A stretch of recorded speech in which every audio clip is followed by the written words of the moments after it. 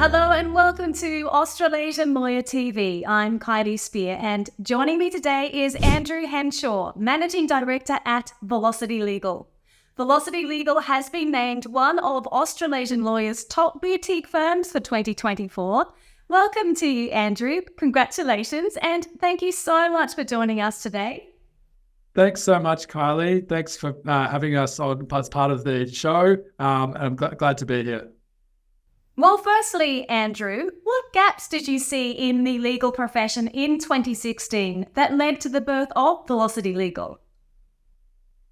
We saw a number of gaps in the market when Velocity Legal was first founded. When Velocity Legal was first founded in 2016, there was myself and three other founders. Our expertise was in tax law and commercial law. And the gap that we saw in the market is that there are other law firms that provided tax law, and there are other law firms that provided commercial law.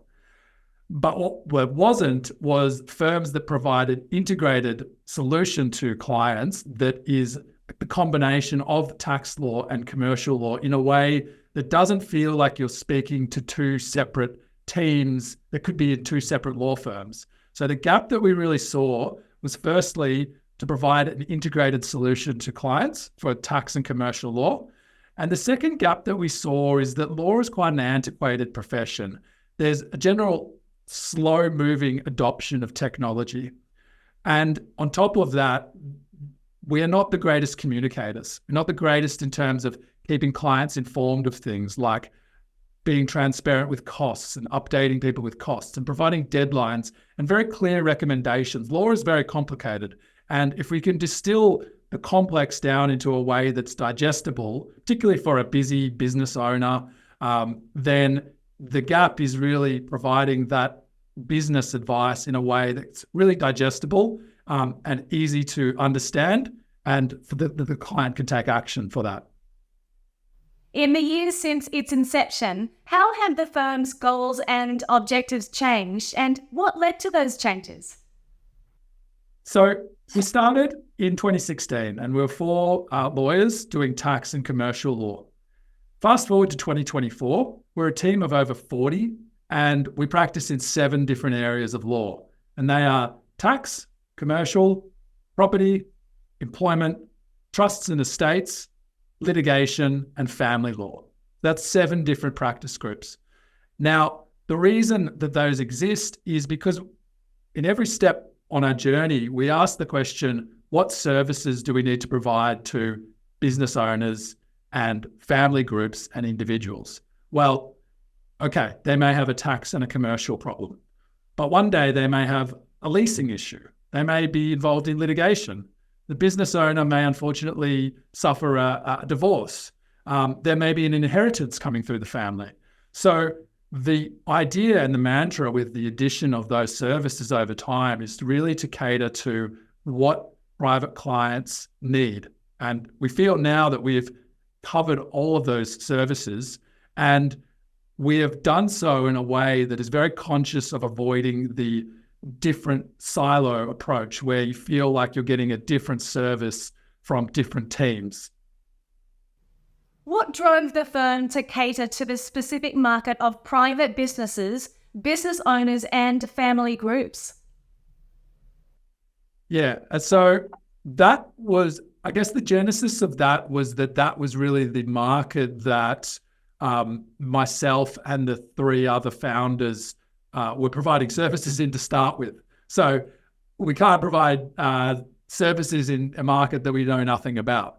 And in the legal sector, you have your big corporates, the listed entities, the international players, and they face very different legal issues to your mum and dads, your small business owners, your family groups. And the issues are completely different because they play in a very different space. So that is why those individuals need a service that is catered to private businesses, family groups, high net wealth individuals. So that's what's led us down that path.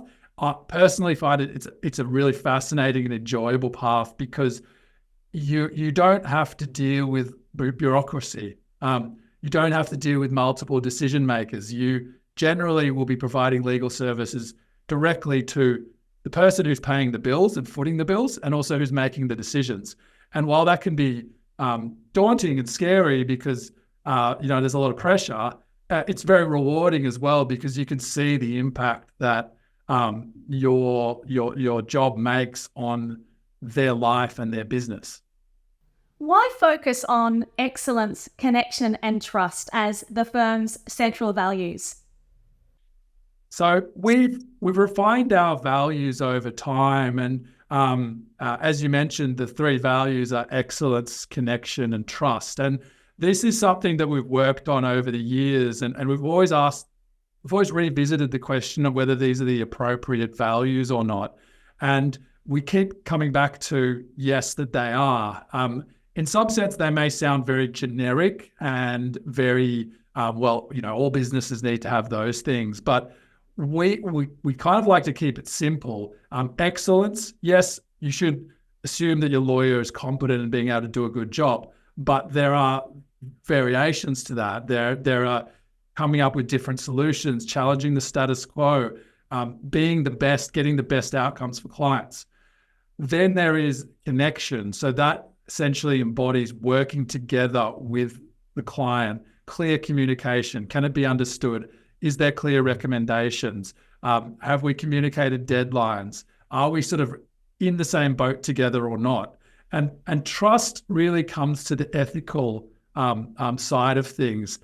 Sometimes lawyers can get a bad rap, jokes about lawyers, things like that. And I mean, the reason that those jokes exist is because there is an element of truth to them, of course. So trust is really going back to, are we acting ethically? Are we trusted?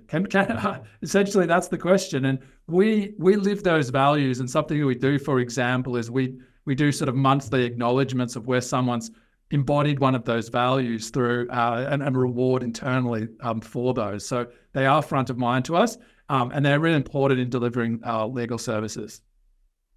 And finally, Andrew, the firm operates within highly specialised teams that don't get involved in areas in which they're not experts. What was the impetus behind this structure? So the impetus behind this structure is you can see there are some smaller law firms, perhaps a sole practitioner or quite a small firm that would offer that we do commercial law and we do wills and estates, and if you have a litigation matter, we'll handle it, and maybe we'll do some family law too. But the trouble that those, and what we see is the trouble with those sort of things is if someone's not an expert in all of those areas, and it's almost impossible to be across that much, it leads to worse outcomes for clients. It leads to cost blowouts because the client's paying you to learn, essentially. It leads to a potential over-reliance on external sources, such as a barrister, for example. And it doesn't lead to the best solutions, because if someone isn't cutting edge or at the top of the game in that area, they're going to miss things, because every different area of law has its own challenges and its own quirks. So we really took the mindset of, we're going to provide services to private businesses, family groups, high net wealth individuals, but we're going to make sure that they are experts in their fields. And we're also going to make sure that it feels like a single firm. It doesn't feel like you get 7 different experiences over 7 different practice areas. So that's how we've gotten here. Well, congratulations, and thank you so much once again for your time today, Andrew. It was so lovely speaking with you. Thanks so much, Kylie. I'm really honoured to be part of this, and I'm really honoured that Velocity Legal has been selected. Thanks once again.